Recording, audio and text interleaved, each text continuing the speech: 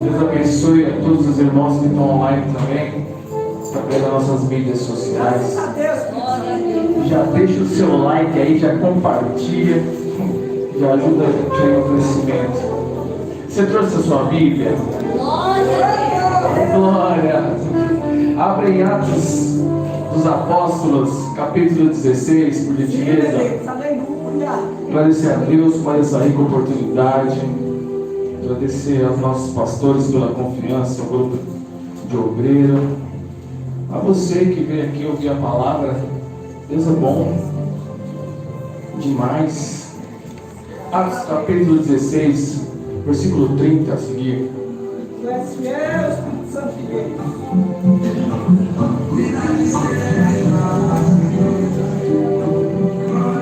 Eu só vou pedir para você fazer isso só agora, tá bom? Não vou ficar repetindo isso toda hora, não, que é chato. Sei que é chato.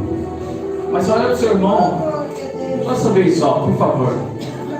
E diz para ele assim: vai valer a pena. Vai valer a pena. O glória. Aí ele tá sem saber, mas vai valer a pena o quê? Ué, você falou e falou, mas vai valer a pena o quê? Hã? Olha para ele e diz assim: padecer pelo nome de Jesus. Você vai entender, ô glória, o mistério. Diz assim o texto, ó. E, tirando-os para fora, disse: senhores, que é necessário que eu faça para me salvar? Eles disseram: crê no Senhor Jesus Cristo e serás salvos tu e a tua casa, ô glória.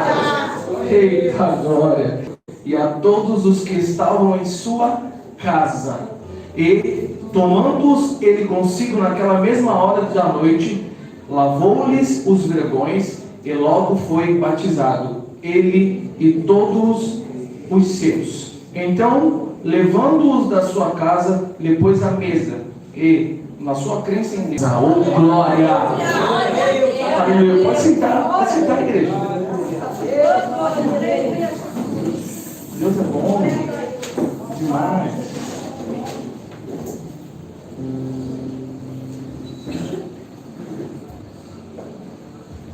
O Senhor Jesus, na sua jornada aqui na terra, cumprindo o seu ministério de 3 anos e meio, ele fez algo extraordinário na vida de 12 homens. Só que um, infelizmente, não quis dar continuidade, não quis continuar. Resolveu por 30 moedas de prata vender Jesus, trair Jesus. Mas Jesus, mesmo assim, continuou tratando como alguém importante. Por quê? Porque a essência que estava em Jesus não muda, oh glória. O Judas entrega Jesus no Getsemane, lhe dando um beijo, dizendo: olha, aquele ao qual eu beijar, ele diz para os fariseus, é o que vocês têm que prender. Quando ele chega diante de Jesus, Jesus fala: Judas, meu amigo, glória. Judas, você que andou comigo 3 anos e meio, nós tomamos café juntos, almoçamos juntos, jantamos juntos. Judas, você que eu ensinei a essência do Evangelho. Judas, você que eu disse que o Pai tinha me enviado para te salvar. Judas, você está me traindo. Mesmo assim, o Judas dá o beijo nele e sai. Aqueles homens pegam o nosso Jesus, e aí você sabe o contexto total da história. Levam para a casa de Anás e Caifás. Eles pegam e fazem com que Jesus vai para a morte na cruz. Pilatos tenta ainda resolver, mas o que Deus já tinha prevalecido no céu, o que Deus já tinha determinado no céu para acontecer na terra, não tem quem mude. Não tem. Então agora é cumprido em Jesus o que? A crucificação. O que? A salvação pelos nossos pecados. Aquela mensagem era muito forte para aqueles homens, ao ponto que 10 fugiram. Pedro tentou acompanhar de longe, não conseguiu, o negou. O único que ficou foi João, aos pés da cruz, junto com a sua mãe, Maria Madalena e algumas outras Marias. Mas Jesus cumpriu o que o Pai tinha determinado no céu, por amor de mim, por amor de vós, por amor da humanidade, por amor de você que está conosco no YouTube, nas redes sociais. Ele não deixou de cumprir. E isso tudo que aqueles homens viram, eles foram o que? Testemunhas de Cristo. Eles andaram com Cristo. Toda hora eles viram a mensagem de Jesus. Eu vim, mas eu não vim para os sãos. Eu vim para os enfermos, para aqueles que necessitam de cura. É para esses que eu vim. Então essa mensagem entrou dentro desses homens. Os 11, depois que Jesus agora, depois de 3 dias Jesus ressuscita, Jesus agora vai atrás deles. Porque Jesus falou, eu vou, mas eu vou ressuscitar no 3º dia. Fiquem atentos. Agora Jesus ressuscita. Vocês conhecem bem o contexto da história. Acontece que agora Jesus ressuscita, aparece para alguns e deixa um sem vê-lo. Quem? Diz quem? Quem? Tomé. Oh, glória. Então agora eles chegam para Tomé e falam, o nosso Senhor e Salvador está vivo, Ele ressuscitou dos mortos.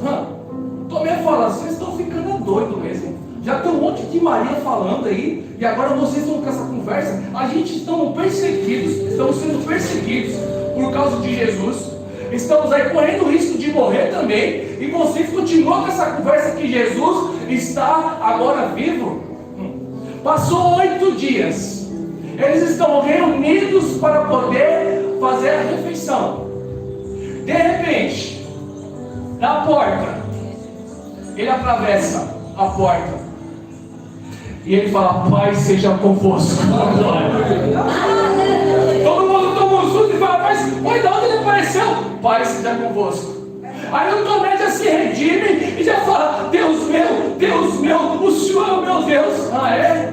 Tá bom, Tomé, não tem problema não. Só quero te dizer uma coisa, fica crente, oh glória.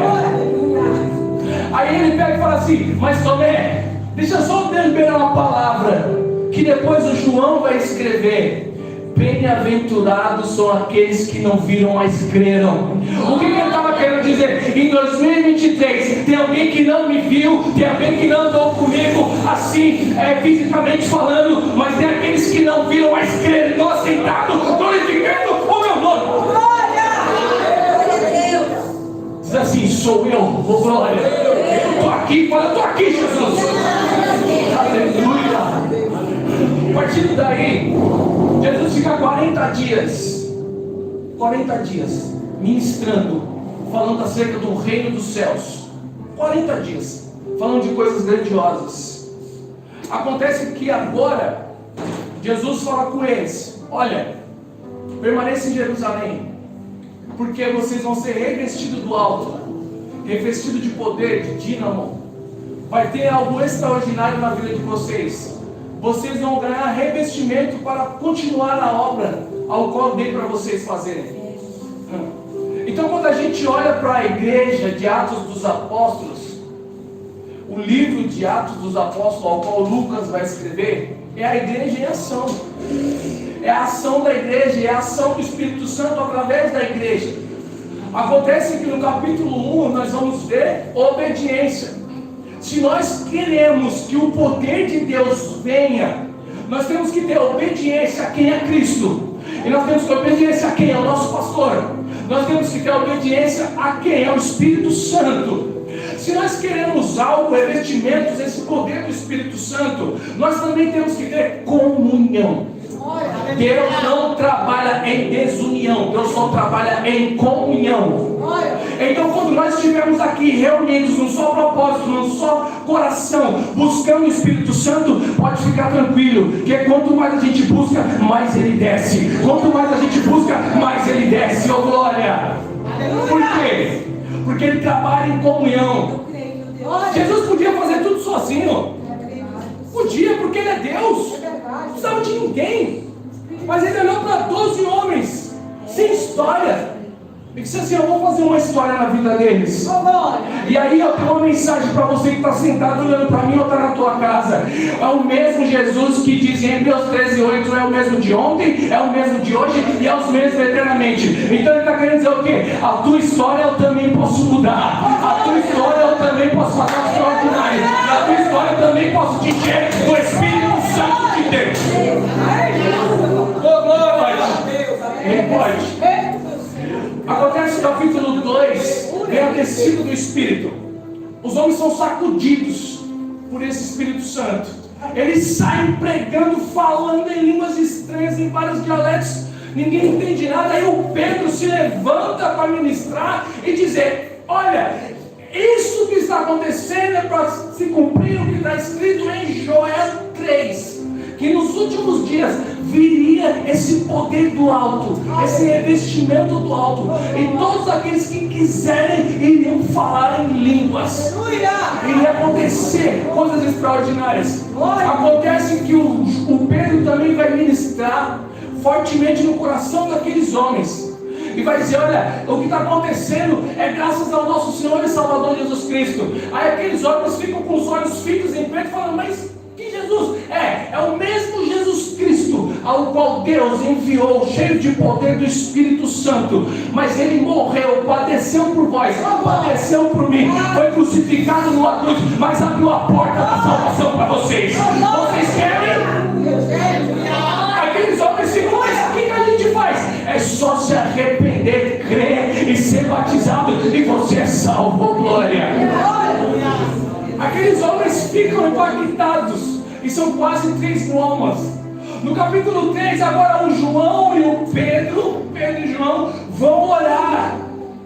E deixa eu dizer algo para você: vai ter momentos na nossa vida que vai ser desse jeito mesmo. Nós vamos estar diante de pessoas necessitadas, e a gente vai pensar que é de dinheiro. Não é de dinheiro, é de poder de Deus. Aquele homem se aproxima e diz assim: será que estes aí vão ter uma esmolinha para mim? Eu vou ficar preparado, está vindo alguém ali. Só que mal ele esperava que o que ele mais necessitava e precisava estava ali diante daqueles homens. Aí ele pede uma esmola, fala assim: não pode me ajudar? O Pedro fita os olhos nele e diz assim: eu não tenho ouro, não tenho prata. Não, a gente não tem, mas pelo poder que há no nome de Jesus Cristo, pegou na mão dele e falou: levanta e anda no nome de Jesus. Eu tenho uma palavra para a tua vida. Ei, você que está buscando, você que está em comunhão, você que está em obediência, fica ligado, fica esperto. Qualquer hora dessa, o Espírito Santo, ele vai preparar algo para você, e você vai dizer para alguém: olha, eu não tenho nada, mas o que eu tenho, eu também te dou, que é o Espírito Santo de Deus. É poder. Capítulo 4 nós vemos a perseguição. Capítulo 5 nós vemos a história de Ananias e Safira. Capítulo 6 nós vemos agora eles constituindo os diáconos por a necessidade de viúvas e órfãos, porque Deus é assim. A igreja é assim. Ela nunca vai deixar a necessidade, não. Deus levantou essa instituição para ajudar mesmo os pobres, os fracos, os oprimidos, as viúvas, os órfãos, como graças a Deus a nossa igreja aqui tem feito. Glória a Deus. Capítulo 7 nós vamos ver o primeiro mártir, o Estevão. Estevão é um jovem que foi instituído diácono no capítulo 6. Mas aquela mensagem, aquele temor, aquele amor, e a Bíblia diz, o que está escrito, que ele está cheio do Espírito Santo, ao ponto daquilo não ficar parado numa porta, não ficar parado numa congregação, não ficar parado dentro de casa, não. A mensagem do Evangelho é tão forte, que a gente não consegue ficar parado quando a gente está cheio do Espírito. Não. Ele não foi promovido a pastor, ele não foi promovido a apóstolo, ele não foi promovido a evangelista, mas a mensagem era tão forte que ele mesmo falou assim: eu não posso ficar quieto diante das situações, eu vou para fora, eu vou pregar a palavra. Pagou um preço alto, mas a palavra foi pregada e alguém foi alcançado. Capítulo 8 nós vemos Filipe sacudindo Samaria com o poder de Deus. Com o poder de Deus, aquele menino desce. ao ponto de chegar a notícia em Jerusalém. E aí o concílio de apóstolos falou assim: Pedro, João, desce lá porque o menino está sozinho, precisa de uma ajuda. E está sacudindo Samaria com o poder de Deus. Ou seja, Samaria, vocês sabem, era uma cidade que não gostava de judeus. Mas quando ele chega lá, cheio de Deus, manifestando poder, curas, prodígios, maravilha, expulsão de demônios, aqueles homens e aquelas mulheres ficam impactados ao ponto de dizer assim: nós queremos esse Cristo, nós queremos cheio de Deus. Chega a notícia, Pedro e João descem e põe a mão naqueles homens, naquelas mulheres, são cheios do Espírito Santo. Aí quando nós chegamos no capítulo 9, a gente vai entrar na mensagem. Vamos entrar. No capítulo 9 nós vemos agora, porque no finalzinho do 8, o Paulo se revolta grandemente. Fica revoltado, porque a igreja está só crescendo. E na visão dele, na ótica dele, ele tem que parar a igreja. Mas tudo era um projeto de Deus. Oh, glória. Deixa eu dizer algo para você. A gente pensa que é tão grande, não é? Não é? Ser humano. O Paulo pensava que era tão grande, que podia tanto, que estava adquirindo poder, que ia parar algo que eles achavam que era seita. E Deus gosta desses mesmos. Oh, glória. Deus gosta daqueles que falam assim: eu nunca vou pisar os pés de uma igreja. Fica tranquilo. Se você tem um amigo assim, se você tem um parente assim, se você tem alguém dentro da sua casa assim, que diz: eu vou pisar os pés na igreja, eu quero lá saber esse negócio de Jesus, eu quero lá saber esse negócio de crente. É forte. Se prepara que Aí Deus lá do céu, só olhando e dizendo assim: tem um culo de amar. Deus está olhando e está dizendo assim: sabe esse coração de pedra aí? Eu vou converter em carne.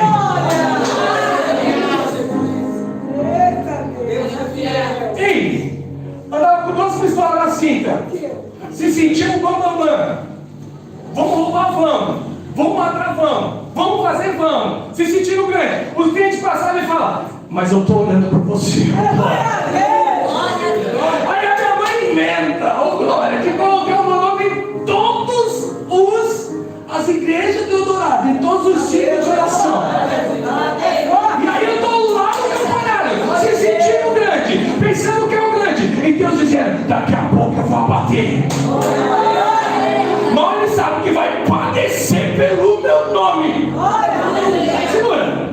Mas ele sabe, deixa ele. Aí eu estou indo aqui, eu estou indo ali, dando livramento aqui, levando tiro ali, não sei o que, aquilo outro. E eu estou pensando que está tudo certo. De repente, ele vem e fala assim: agora eu vou começar a mexer as escrituras. O Paulo está se sentindo. O Paulo está pensando que é. O Paulo bateu o Sinédrio e falou assim: eu quero cartas, porque eu vou perseguir, eu vou trazer para Jerusalém, eu vou trazer, eu vou prender, vou matar toda essa raça, vamos acabar com tudo. Sabe por que ele está fazendo isso, né? Porque ele não estava junto com os apóstolos quando teve aquela reuniãozinha de Jesus. Quando Jesus, no capítulo 16, depois que revela para Mateus escrever, diz assim: tu és Pedro, e sobre esta rocha eu edificarei a minha igreja. Aleluia. Aí ele termina dizendo assim: e as portas do inferno não prevalecerão contra ela. Olha, o Paulo não estava lá, porque se ele tivesse, ele tinha temor e tremor, mas ele não estava. E aí ele faz o quê? Eu vou perseguir, eu vou matar, eu vou acontecer, agora é comigo, é eu que faço, é eu que posso, vamos embora, vamos embora. Aí ele está de caminho de Damasco, se sentindo grandão, se sentindo poderoso, com as cartas, pensando: eu vou chegar lá, eu vou falar com o governador de lá, eu vou fazer acontecer, nós vamos sacudir aqueles barracos, nós vamos sacudir aquelas aldeias, vamos tacar fogo em tudo, vamos trazer todos os crentes e vamos mostrar para o Sinédrio: olha aí, Anás, olha aí, Caifás, olha o que eu sei fazer. Vocês me treinaram para isso, eu aprendi. Ele está chegando. Glória a Deus. No caminho para Damasco. Eita. Talvez tenha alguém da sua família, ou até você dentro daqui da igreja. Você está indo para o caminho para Damasco. É, Jesus. Então te prepara, porque de repente vai vir uma grande luz. Glória. E quando essa luz brilhar na sua vida, oh glória, você não vai sair dela da mesma maneira. Quando ela brilhou na minha vida, eu estava sentado numa cadeira e a voz do Senhor foi tão forte que parece que tudo sumiu. E aí ele falou assim: olha, eu quero que você agora padeça pelo meu nome. Eu vou mudar a tua história. Eu vou fazer de você um pregador da minha palavra. Você vai passar por isso, por isso e por isso, mas eu vou sempre estar contigo. O Paulo está se sentindo. Aí brilha a luz. O texto diz que ele cai no chão. E aí vem uma voz e diz: Saulo, Saulo, por que me persegues? Ele, pela espiritualidade que ele tinha, ele entende que ninguém podia fazer aquilo a não ser um Deus. Aí ele começa a dizer: Senhor, Senhor. E aí Jesus fala: sou eu, Jesus Cristo, glória. Deixa eu me apresentar para você. Você não entendeu quem eu sou? Eu sou a luz do mundo, glória. Eu brilho mais do que o sol, Paulo. E deixa eu dizer algo para você: você vai ficar cego 3 dias, Paulo, mas eu vou te dar a direção de onde você vai. Paulo, você vai entrar na cidade e você vai orar 3 dias. Você vai ficar cego, mas fica tranquilo, porque eu já tenho a solução para a tua vida. Aí o Paulo fica cego. Os homens que falam com ele ouvem a voz, mas não vê nada. Porque algumas vezes Deus vai tratar só com alguém, ó glória. Tem momentos que você está aqui na igreja e aí parece que o mundo para. Parece que ninguém está ouvindo e Deus só está falando com você. Quantas vezes já aconteceu isso? Levanta a mão aí, você que aconteceu. Comigo muitas vezes. Parece que todo mundo saiu de cena e a mensagem era só para mim. Eu falo: Deus, Senhor, só falando. Agora o Paulo vai para a casa de Judas, na rua direita. Aí Deus visita outro servo dele, porque Deus tem um servo dele, tá? Deus tem, não é poucos não, é muitos. Tem muita gente que pensa que é pouco, mas é muito. Aí ele visita e fala: ô Ananias, ô Senhor, ô Senhor, então, eu tenho uma missão para você. Eis-me aqui, Senhor. Assim, né? Quando Deus fala, né? A gente se enche, né? Eita, glória. Deus fala: Fernando, eis-me aqui, Senhor. Você vai em tal lugar, não, Senhor, mas não. Aleluia. Não, mas não. Você vai. Ele olha para Ananias e ele fala: Ananias, você vai na rua direita, na casa de Judas. Lá vai estar um servo chamado Paulo, que é de Tarso, e ele vai estar orando. E na oração eu já revelei para ele que você vai entrar, vai impor as mãos nele, ele vai ser curado e vai ser salvo. Então, Jesus, é que, sabe, esse aí é aquele que está perseguindo as igrejas. E eu fiquei sabendo que lá em Jerusalém sacudiu todo mundo ao ponto de estar cheio de perseguição. Deixa eu dizer uma coisa para você, Ananias, que nem ele sabe, ele vai saber lá. Glória. Você ora, diz eu oro. Então te prepara para grandes revelações, ô glória. Deus vai mandar a gente aqui, eu digo de mim também, para ir em lugares que ninguém quer ir, para fazer coisas que ninguém quer fazer. Mas a gente tem a autoridade do Espírito, vamos lá e vamos dizer: Deus está dizendo que você vai padecer pelo nome dele, que você vai ser servo dele, pela autoridade do Espírito. Aleluia, Jesus. Ele pega e fala: olha, Senhor, o que é? Ele fala assim: ó, diz para ele que ele é o meu escolhido, ó glória. E ele vai padecer muito pelo meu nome. Ele chega lá na casa. Aí o Paulo já está sabendo de tudo, porque Deus revela para um e revela para outro. Deus não é Deus de confusão. Quando ele manda a gente em algum lugar, uma vez eu fui dentro de uma casa assim, a gente chega e aí a pessoa fala assim: Deus já me falou, oh glória. Quem já foi em uma casa assim? A gente chega: não, Deus já falou comigo, pode entrar. Seja bem-vindo em nome de Jesus. Aí ele põe as mãos em Paulo e a partir dali, Paulo é salvo, cheio do Espírito Santo e começa uma jornada.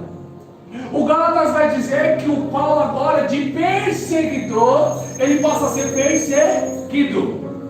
A continuação do 9 e o 10 vai dizer que o Paulo começa a pregar, começa a invadir, entrar nas sinagogas e dizer: olha, Jesus mesmo é o Cristo, olha aqui, ó, está na palavra e tal, e não sei o que. E aí os judeus olham, começam a ter dúvida e falam: mas esse aí não era nosso, agora não é mais nosso, não estou entendendo mais nada. O que é isso que está acontecendo? Ah não, peraí, tudo bem, Paulo, beleza. Aí bate nas costas de Paulo e aí Deus revela para Paulo dizendo: olha, cuidado que eles estão tramando para te matar, sai daí. Meu Deus.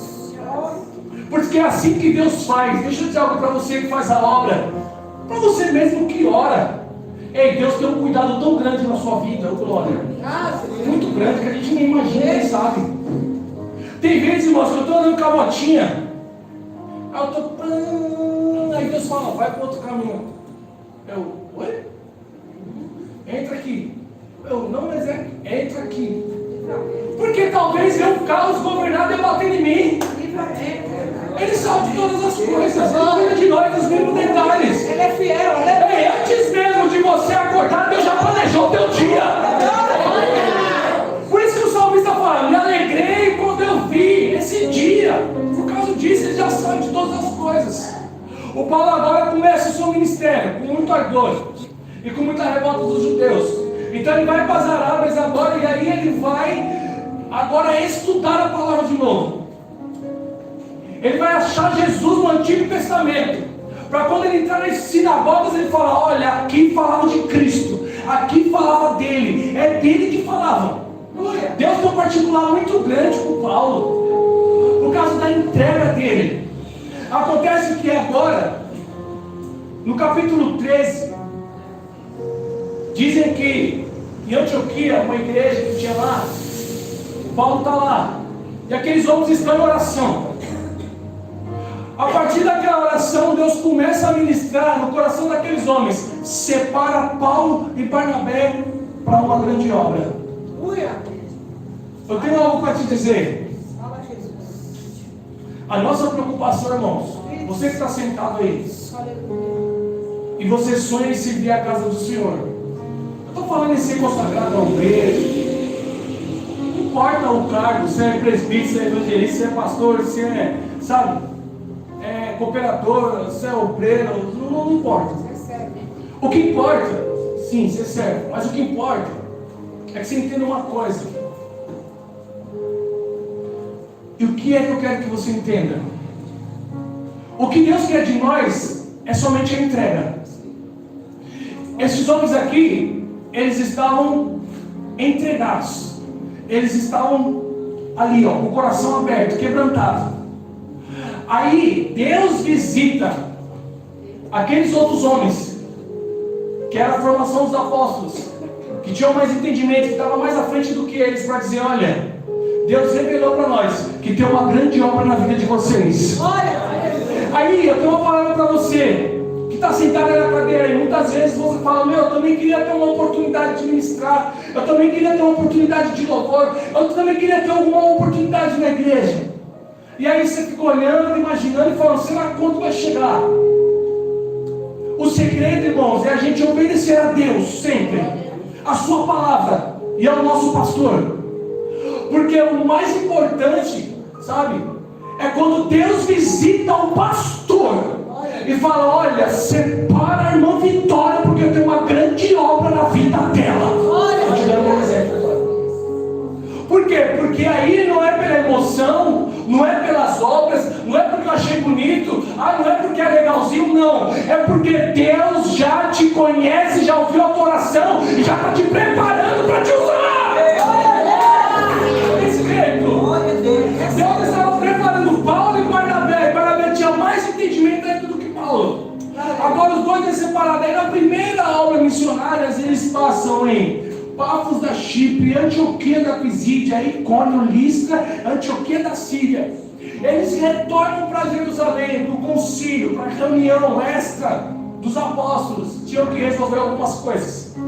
Quando eles terminam de resolver essas coisas, aí eles vão pegar as cartas e o Paulo vai explicar ali tudo que Deus tinha feito através da vida dele nessas regiões, na primeira missão.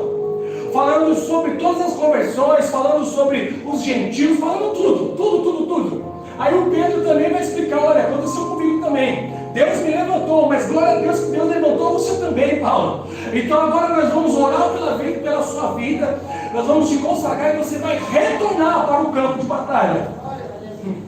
Só que no finalzinho do 15, eles estão com as cartas, eles vão passar pelas igrejas, falando sobre o concílio deles, sobre a reunião deles, falando que não podia mais circuncidar, que não podia mais comer carne com sangue, que não podia entrar na prostituição, ter 2 mulheres, enfim. Ele vai explicar tudo direitinho, ficou com a carta dos apóstolos, assinado, carimbado para levar. Ele tinha que passar por algumas igrejas para depois continuar a missão.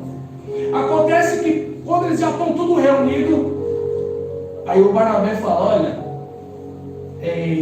a gente vai, mas vamos levar o João Marcos, finalzinho do 15, do 16. Aí ele vai falar, não vamos levar ele não. Não, nós vamos levar ele sim. Não vamos não? Aleluia. Por quê? Porque na metade da missão ele abandonou a gente e voltou para trás. O que dá a entender, irmãos? Tudo é novo para eles. O Paulo não tinha ainda aquele temperamento, não tinha ainda aquela mansidão, estava aflorando, desenvolvendo. Então ele olha e fala assim, olha, eu não quero porque me traiu, porque me abandonou, porque me deixou. E deixa eu dar uma palavra no seu coração. Você vai ter 10 pessoas no seu grupo evangelístico, na sua missão. E não fica triste que eu vou te falar. Só apenas 3 vai te servir, vai te ajudar. É assim que funciona. Numa empresa, ele abriu isso aqui que é líder, ele sabe. Ele tem 400 pessoas. Se ele pegar, é só 80, 70 que serve. Que vai falar assim, eu estou aqui, eu vou ajudar, eu estou aqui, eu vou ajudar. É assim mesmo. E o que entra aqui? O amor de entender. Aleluia. Que nem todo mundo vai suportar a pressão do ministério. Não cabe a gente apontar e dizer, olha, fulano não vai, pastor, ciclano não vai, pastor, não sei o que, não. Cabe a nós colocar o joelho no chão e dizer, fortalece ele. Fortalece ele, Senhor. O Senhor não está aguentando, não está entendendo, ainda não compreendeu, mas fortalece porque eu creio que na próxima vez ele vai comigo, ela vai comigo. Então eu vou lá. Aí o Barnabé fala, então eu vou para outro caminho, eu vou para Chipre. Ao Paulo, eu vou para lá. Aí os apóstolos falam, mas você não pode sozinho. Vai com o Silas. Aí o Silas vai com o Paulo. Coisa linda. Quando eles vão orar para ver o que Deus queria, o Espírito Santo começa a ministrar. Não é para ir para esse lugar, é para ir para outro lugar. Uma coisa que eu aprendi com a minha mãe, com os meus pastores, com muitos amigos meus. Ontem estava com um. Eu chego no emprego dele, ele está orando. Fez até um monte no emprego. Nunca vi isso. O Edinaldo lá da live. Inaugurando um monte de igreja, ele foi honrado, agora é pastor, para a glória do Senhor. Deus honra, gente, Deus honra, vale a pena seguir o ministério. Vale a pena. Quando chega o tempo de honraria, não tem Satanás, não tem macumba, não tem orgulho, não tem nada que vai impedir o agir de Deus na nossa vida. Não tem. Muitos oraram para ele e falaram assim, isso aí não vai dar em nada, mas ele continuou. Todo mundo abandonou o pastor, mas ele continuou. Meu amigo, Deus abençoe. Eles vão orar. E se a gente quer alguma coisa desse Deus, é através da oração, irmãos. Eu estava querendo fazer algo para Deus. Eu fiz uma campanha de oração, de jejum. E orando, Deus não fala, estou orando, até o dia que Deus falou, olha, não é para você fazer desse jeito, é para você fazer desse jeito. Mas não é agora, calma, segura, daqui a pouco eu vou começar a agir nesse lugar. É dessa maneira que ele faz. Então esses homens aqui, tudo que eles faziam era na base da oração. E deixa eu dizer algo para você, irmão. Você está orando e parece que Deus não responde. Ele vai responder. Só que no tempo dele, da maneira dele, do jeito dele. E na hora certa ele vai descer e vai falar, a direção é esta. O Paulo e o Silas vão para uma nova direção. Quando eles estão orando, aparece teve uma visão de um varão dizendo: passa a Macedônia, nos socorre, precisamos de vocês. Paulo olha e fala: que isso? Vou orar de novo. E Deus fala: não é para ir para lá, vai para Macedônia. Aí joga Macedônia na Grécia. O Paulo chega lá, antes de chegar lá ele passou em Troade, Samotrácia, Neápolis. Aí ele chega no texto que a gente leu, em Filipos. Quando ele chega em Filipos, o Paulo ele fica alguns dias ali. E aí ele e o Silas vai sair para oração. O homem que orava, né? Os textos do Paulo, eles oravam. A gente olha e fala: meu Deus do céu, a gente nem ora. Eles vão sair para oração, tranquilos e calmos. O Paulo olha, vê algumas mulheres e fala assim: vamos pregar para essas mulheres, vamos conversar com essas mulheres. E nessa conversa ele entende que Lídia era simpatizante do judaísmo, conhecia um pouco dessa fé, desse Deus. E ele ministra para ele e para as mulheres que ali trabalhavam para ela, e ele ganha Lídia para Cristo. Glória a Deus. Ele ganha ela para Cristo. E aí ele vai na casa dela e ganha a casa dela para Cristo. Glória. Aí ela fica constrangida, por quê? Porque ela era fabricante de púrpura. Eu estava estudando um pouco, buscando um pouco de conhecimento com alguns livros que eu tenho lá em casa, e essa púrpura, ela era muito cara, porque era muito trabalhoso para fazer esse vestido, essa púrpura, essa cor, era muito trabalhoso. Tinha que pegar, lançar as redes ao mar, pegar as conchas, pegar ali os resíduos, sabe? Era muito trabalhoso para fazer, por isso que era caro. Mas essa mulher era fabricante, então ela tinha condição, tinha uma condição boa aqui nessa cidade.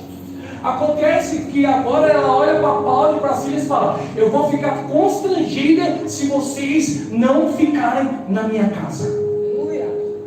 Deixa eu dizer algo para você que quer fazer missão. Eu posso falar algo para você que quer fazer missão? Você pode sair sem um real no bolso, mas se você sair na direção de Deus, Deus providencia tudo.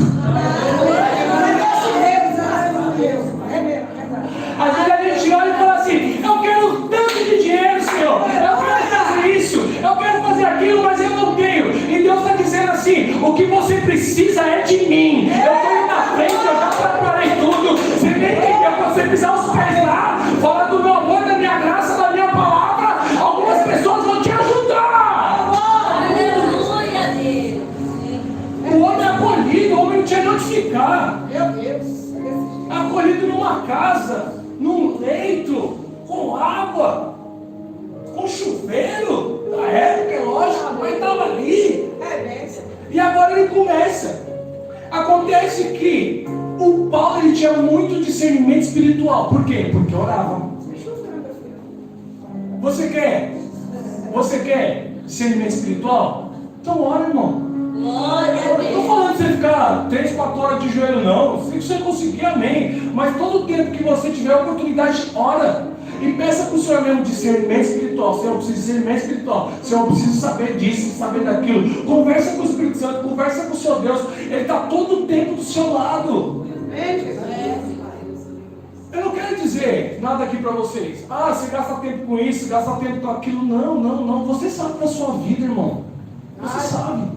O que Deus está dizendo é o seguinte: se você quer, eu te dou. Glória. Só precisa ter comunhão comigo. O Paulo agora ele sai. Quando ele sai, ele tromba uma menina que era adivinhadora. E essa menina adivinhava tudo na cidade. E ela era escrava de alguns líderes ali, alguns homens de posse. Acontece que esses homens colocaram ela em algum caminho da cidade ali, caminho que todo mundo passava, e aí o Paulo passava com Silas. E aí ela falava: ó, lá vai 2 homens de Deus. E o Paulo passava, e o Paulo voltava, e ela falava, até o dia que Paulo falou: não, tem alguma coisa, peraí, deixa eu ver. Paulo colocou as mãos nela e falou assim: está repreendido no nome de Jesus, sai dela, espírito do demônio. Para que o Paulo foi fazer isso, gente? Deu ruim, não? deu ruim para o inferno, porque aquela menina foi salva por Jesus. Esteja preparado, porque Deus vai te usar. Só que a gente precisa do discernimento para entender que nem tudo que vem de coisa boa é de Deus. Tem gente falando a verdade, mas a fonte não é de Deus. Cuidado. Nós temos que analisar a fonte. A fonte era o que? Era a enganação. A fonte era o poder do alto, né? Das regiões celestiais de Satanás. Só que era o seguinte: a fonte era para enganar os outros e gerar lucro para aqueles homens. A fonte era Satanás. Paulo entendeu, falou assim: não, peraí, ela está até falando a verdade, mas ela precisa da libertação. Deus tem algo melhor para ela. Só que o Paulo arruma uma encrenca muito grande para o inferno. E deixa eu dizer algo para você: é sempre assim. Toda vez que a gente vai e ganha almas para Jesus, a gente arruma uma grande guerra com o inferno. Não é assim? Desse jeito. É terrível, é tenebroso, é complicado e é difícil. Só que deixa eu dizer uma coisa para você: o Paulo e o Silas agora vão ser perseguidos por aqueles homens. Vão ser perseguidos por aqueles homens. E o Paulo e Silas agora vai ser preso por aqueles homens em praça pública. Vão ser amarrados em troncos. Agora eles vão mandar para uma prisão. Vão ser amarrados em troncos. O Paulo e o Silas agora vai ficar amarrados os pés e as mãos. Só que antes eles foram o quê? Chicoteados com vara. As costas de Paulo e de Silas estão todas envergalhadas de cipó, de vara. E deixa eu falar tudo para você: Satanás ele não brinca, não é verdade? Deve ter batido com força, deve estar sangrando, devia estar sangrando, devia estar doendo. E o Paulo está lá, por amor de quê? De almas. Está lá. E muitas vezes a gente enfrenta uma lutinha e já quer parar. E Deus está dizendo assim: não é para parar, porque eu vou fazer grandes coisas. Glória a Deus. Você está sendo perseguido, você está sendo afligido, você está sendo caluniado. Não interessa o que está acontecendo na sua vida, mas se está tendo salvação de almas, então o céu está de olho e está fazendo grandes coisas. Glória a Deus. Glória a Deus. O Paulo e o Silas estão presos agora. É interessante que eles estão presos, mas Deus não para de agir na vida deles. Deixa eu dizer algo para você: não importa a luta que você está passando, está doendo, está machucando, está difícil. Tá. Meu pastor, me ajuda em oração. Meu pastor, fulano, me ajuda. E você está gemendo. Que bom. Porque o Paulo ainda continuou sendo servo, o Silas continuou sendo servos dentro de uma cadeia, presos. Acontece que a gente não sabe o que Deus vai fazer no meio da nossa tribulação. Eu vou repetir que você não entendeu. Deus não sabe, você não sabe o que Deus vai fazer na situação de tribulação que você está passando. Como assim, irmão Fernando? Porque eles estão passando uma situação muito terrível e tenebrosa. Olhando um para o outro na prisão e falando: nós estávamos pregando o amor, nós estávamos pregando a graça. Jesus, nós estávamos fazendo a tua vontade. Mais uma vez preso. Já estavam acostumados já, irmãos. Acontece que agora tinha um propósito maior. A igreja de Filipos tinha que ser acrescentada. Entenda que tudo que você está fazendo não é só uma alma que você vai ganhar, é muitas almas que você vai ganhar. Por isso que a luta é grande, por isso que a adversidade é grande, por isso que o inferno vem com força. Mas eu tenho um recado para você também, uma mensagem. O que o inferno está fazendo não é nada mais além do que o céu já permitiu. O céu permitiu aquilo na vida de Paulo e Silas, porque sabia que eles iam aguentar. Por isso que não foi o João e nem o Barnabé. Eles não iam aguentar talvez essa luta. Então Deus vai sempre colocar alguém no seu caminho que vai estar com você até o final. Até o fim. Eles estão agora lá. E essa é a parte que eu mais amo.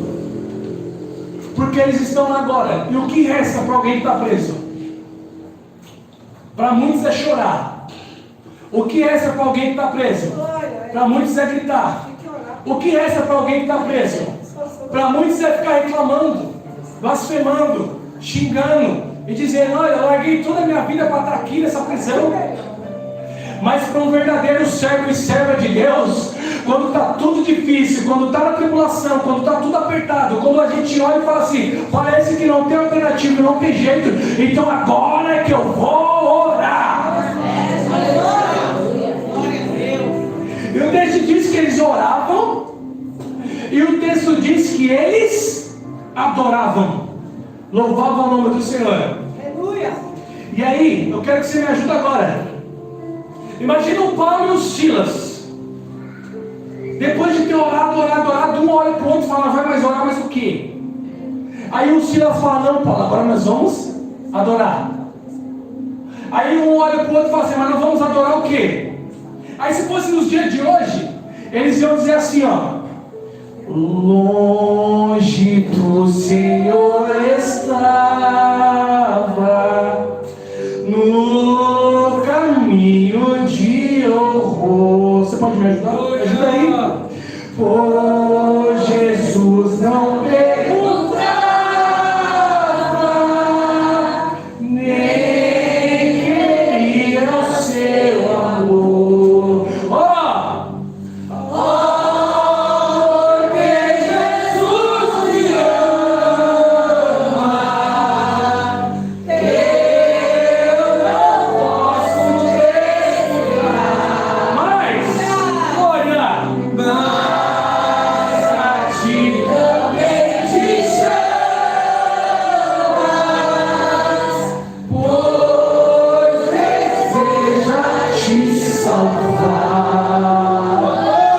Olha, eu estou dizendo: comece a me adorar no meio da tribulação, comece a exaltar o meu nome no meio da tribulação. Não deixe de me adorar, não deixe de me agradecer, porque as cadeias vão ser quebradas. Onde você estiver vai ser sacudido, e o poder de Deus vai descer naquele lugar. Obrigado, Jesus. Adriano, o texto diz que quase à meia-noite eles adoraram ao Senhor. A cadeia sacudida, tem um grande terremoto. Acontece que agora tem alguém lá na ponta, quietinho, fazendo a sua guarda, o carcereiro. Quando ele ouve aquele tremor, tudo aquilo caindo, as cadeias, tudo caindo, aquela poeira toda, ele corre e fala: meu Deus, e agora? Eles estão livres. Ele pega a espada e já vai enfiar, já vai acabar no seu peito. Por quê? Porque se alguém tivesse fugido, era a mesma coisa da morte. E o que ele fala? Eu não vou ser chicoteado, eu não vou ser crucificado, eu não vou passar por vergonha, eu mesmo vou ceifar a minha vida. Acontece que no meio da tribulação Deus fala assim: apenas mais um que eu vou salvar. Oh, glória. Glória a Deus. Aquele homem olha e aí ele faz a pergunta, porque o Paulo olha e fala assim: não faça isso, não faça. Aí ele olha e fala: não, mas vocês não fugiram. Não, a gente não fugiu, porque tudo tinha um propósito de Deus. Glória. Mas qual que era o propósito? O propósito é salvar você e a tua casa. O texto diz que aquele homem, ele diz: o que eu tenho que fazer para ser salvo? O que eu tenho que fazer para... Ele fala: crê no Senhor Jesus e será salvo tu e a tua casa. Porque o Paulo sabia que depois que ele fosse salvo, a família dele ia ver a salvação dele, ia ver os caminhos dele, ia ver a transformação dele, ia ver o que Jesus fez dele, e aí ia bater na casa dele. Oh, glória. O texto diz que Paulo desce da casa dele para cear com eles, para agora ser limpado os vergalhões de Paulo. Eles lavam, eles limpam, eles dão banho em Paulo, ajuda Paulo e os Silas. E aí o Paulo ministra a palavra. E aí o texto diz que é salvo também aquela casa. Por quê? Porque é a palavra que limpa, é a palavra que faz, é a palavra que salva, é a palavra que regenera, é a palavra que transforma, é a palavra de Deus, que é onde chega, quebra as muralhas. É a palavra de Deus, que é onde chega, não tem religião, não tem contradição. É a palavra que entra no coração do pecador, constrange ele, faz ele cair em arrependimento e dizer: só tem um Senhor, não há outro. É a pregação da palavra. É isso que o Evangelho faz. E deixa eu dizer algo para você, para a gente finalizar. Eu vou finalizar. Olha só, o texto diz que essa palavra foi tão penetrante que agora acrescentaram mais pessoas, e o Paulo ficou ali mais um tempo para poder estabelecer a igreja de Filipos. E vocês conhecem a carta que é escrita aos Filipenses. Paulo vai deixar bem claro que eles ajudaram muito Paulo quando Paulo estava em luta em Tessalonicenses, que ninguém queria ajudar, que ninguém estava nem aí para Paulo. Mas o Paulo vai deixar bem claro, porque o Paulo tinha um coração grato, dizendo: eu sei que vocês me ajudaram muito, e que todas as bênçãos possam estar sobre a vida de vocês. Eu quero finalizar dizendo algo para você. Você é alguém que Deus salvou para ser uma carta viva do Evangelho na tua casa.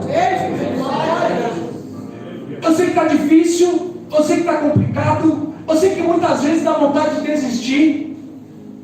Eu sei, já passei também por isso. Para me ver André aqui não foi fácil, cheio do Espírito Santo. Vocês sabem um pouco do que eu passei. Mas deixa eu dizer uma coisa para você. Quando as pessoas olharem para nós e verem a verdadeira transformação de dentro para fora, Glória a Deus. no nosso falar, no nosso andar, no nosso agir, no nosso ouvir. Quando as pessoas entram na nossa casa e falam assim: não, peraí, não, calma aí, aqui tem que ser mais devagar. Quando as pessoas olham para nós nos nossos empregos e falam assim: não, é servo de Deus, parou a brincadeira, não, chegou alguém aqui que é servo de Deus e tal. É dessa maneira. O que Deus está querendo dizer para nós? Você é uma luz no meio das trevas. E aonde você for, essa luz tem que estar brilhando. Essa luz não pode estar apagada. O Paulo chega e converte esse homem aqui ao Evangelho pelo Espírito Santo. E quando ele vai, as pessoas olham e dizem assim: verdadeiramente algo aconteceu. Porque o que dá a entender é que era para esse centurião aqui, para esse carcereiro aqui, matar todo mundo. Mas ele foi constrangido porque ele viu verdadeiramente homens e mulheres de Deus naquela cadeia. Então quando ele observa aquilo, ele fala assim: meu, isso aqui é surreal, nunca vi isso. Eu não vou matar eles, nem que eu tenha que morrer por eles, mas eles vão para casa, eu vou lavar eles, eu vou ajudar eles, e eu creio nesse Jesus que eles estão pregando a palavra. Glória a Deus. A primeira coisa que a gente tem que continuar acreditando é que Jesus, através da nossa vida, vai mudar outras vidas. Ah, mas tem um que não dá crédito, tem um que não acredita, tem um que não, esquece isso aí. Continua sendo um servo de Deus aonde você for. Continua fazendo a diferença aonde você for. Continua realmente pregando com a sua própria vida. O Billy Graham, antes de morrer, ele escreveu algum livro, e aí ele disse assim: o Evangelho, o ser humano, é a Bíblia que os ímpios lêem. Ou seja, aquele que é convertido ao Evangelho, aquele que verdadeiramente serve a Cristo, acaba que sendo uma Bíblia que as pessoas leem. Ou seja, a nossa vida tem que estar regrada de oração, de jejum e de palavra de Deus. Porque em qualquer momento desse aí, alguém vai chegar perto de você e vai dizer assim: eu quero saber também quem é esse Jesus que tanto te ajuda. Eu quero saber também quem é esse Jesus que tanto te dá alegria. Eu quero saber também quem é esse Jesus que tanto te dá saúde. Eu não sei, você não tem tanta coisa, mas você é tão diferente das outras pessoas. O que acontece? Aí você vai falar para ele, João 14,6: eu entendi que Ele é o caminho, Ele é a verdade e Ele é a vida. Oh, glória! Glória a Deus. Não desanima, nós estamos no culto da família. Não desanima se alguém da sua casa, da sua parentela ainda não se converteu. Deus está dizendo, continua orando. Eles vão ver você orando. Eles vão falar, mas que tanto que você ora? E você vai abrir a boca cheia de Deus e vai falar assim, eu oro pela tua vida. Aleluia. Você sabe por que você não morreu ainda? Porque Deus tem um projeto na sua vida. Glória a Deus. A pessoa vai olhar, não sei o que, eu não acredito nessas coisas. Você não acredita, mas eu acredito.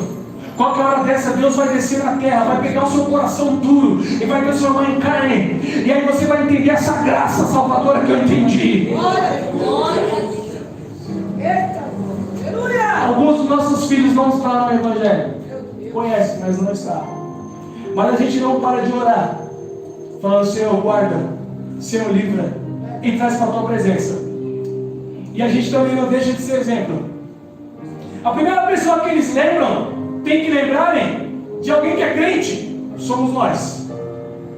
Não vou chamar esse, não vou chamar aquele. Eu vou chamar o meu pai e a minha mãe, porque eu sei que verdadeiramente eles são crentes. A gente tem sido exemplo em casa? A gente tem sido exemplo na família? É para você pensar. Não estou aqui para te julgar, jamais, nunca. Porque a partir do momento que a gente for crente mesmo, eles vão olhar para a gente e vão dizer assim, verdadeiramente Jesus salvou isso aí.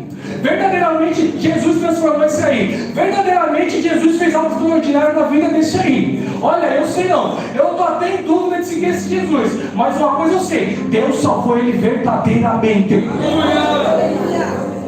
Eu quero finalizar essa mensagem dizendo para você, tem o poder de Deus na sua vida. Tem o poder de Deus na sua vida. Comece a orar, comece a buscar intensamente. Comece a dizer, os meus filhos não vão ficar no mundo. Comece a dizer, os meus irmãos, os meus parentes, os meus vizinhos, os pessoal da minha empresa não vão ficar no mundo. O Espírito Santo vai vir e vai sacudir isso aqui. Comece a orar intensamente. Comece a buscar como esses homens buscaram. E você vai ver verdadeiramente o tanto que você é usado por Deus. Eu quero agradecer aqui a oportunidade e dizer a você que está em casa, que Deus abençoe a sua vida grandemente. Compartilhe esse vídeo aí. Deus abençoe. As palmas para você.